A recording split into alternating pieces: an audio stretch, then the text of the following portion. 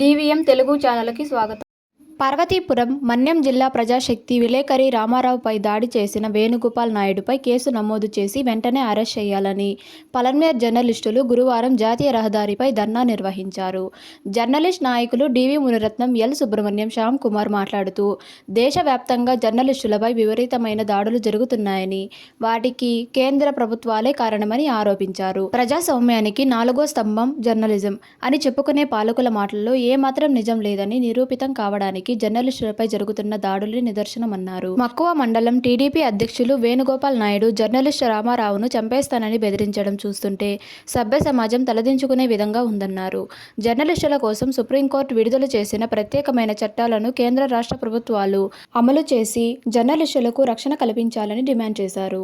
జర్నలిస్టులు రక్షణ కోసం న్యాయస్థానాలు కఠినమైన చట్టాలు తీసుకొచ్చినప్పటికీ ప్రభుత్వ పాలకులు, అధికారులు వాటిని అమలుపరచడంలో విఫలమైనారని విమర్శించారు. మక్కువ ప్రజాశక్తి విలేకరి రామారావుకు వేణుగోపాల్ నాయుడు నుండి రక్షణ కల్పించాలని, భవిష్యత్తులో జర్నలిస్టులపై దాడులు నివారించాలని, మీడియా స్వేచ్ఛకు, పాత్రికేయులకు రక్షణ కల్పించాలని కోరుతూ పలన్నేర్ ఆర్డీఓ భవనానికి మెమోరాండం సమర్పించారు.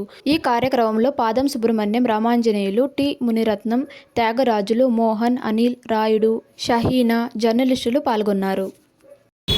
ప్రభుత్వానికి ప్రజలకి మధ్య వారధులుగా ఉండే ఒక మహోత్తరమైన వ్యక్తులు, అలాంటి వ్యక్తులపైన ఈరోజు వాళ్ళకి రక్షణ రాకుండా విపరీతమైన దాడులు చేస్తున్నారు.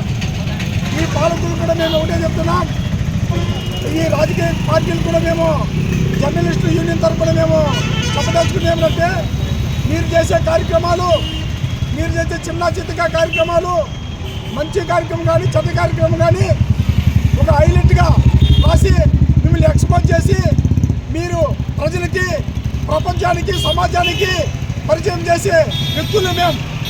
మీరు చేసే కార్యక్రమాలు చిన్న కార్యక్రమం చేస్తే పెద్దగా ముత్తలు పెట్టి అల్లి దానికి కల్పితం చేసి వార్తలు రాసి ప్రజలకు చెప్తే ఈరోజు మాకు పైన దాడులు చేస్తారా?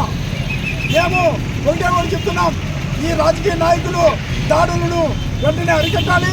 అదేవిధంగా సుప్రీంకోర్టు ఆదేశాలు జర్నలిస్టులపై దాడి చేసిన వారిని కఠినంగా శిక్షించాలని చెప్పేసి సుప్రీంకోర్టు గైడెన్స్ ఉన్నది కాబట్టి వెంటనే సుప్రీంకోర్టు గైడెన్స్ని అమలుపరిచే విధంగా, అదేవిధంగా మన్యము రామారావుకి రక్షణ కల్పించాలి.